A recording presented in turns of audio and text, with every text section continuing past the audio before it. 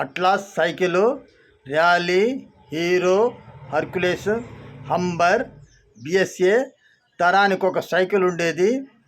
Janaki Das Kapoor company యజమాని. అప్పటికే ఆయన లేరు. ఆయన వారసులు జయదేవ్ కపూర్, జగదీష్ కపూర్. అప్పట్లో శ్రీమతి ఇందిరాగాంధీకి ఫ్యాక్టరీ అంతా తిప్పి చూయించారు. చిన్న షెడ్డులో 1951 సంవత్సరంలో హర్యానాలో ప్రారంభమైన అట్లాస్ సరిగా సంవత్సరంలో 20 ఎకరాల్లో పెద్ద ఫ్యాక్టరీగా విస్తరించింది. తొలి ఏడాది 12,000 సైకిళ్లను మార్కెట్లోకి పంపింది.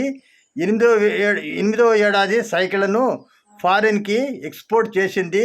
తర్వాత 20 ఏళ్లకు తొలి రేసింగ్ సైకిళ్లను తయారు చేసింది. 1982 సంవత్సరంలో ఢిల్లీలో జరిగిన ఏషియన్ గేమ్స్కి అధికార సైకిళ్ళు అట్లాసవే. ధన్యవాదాలు.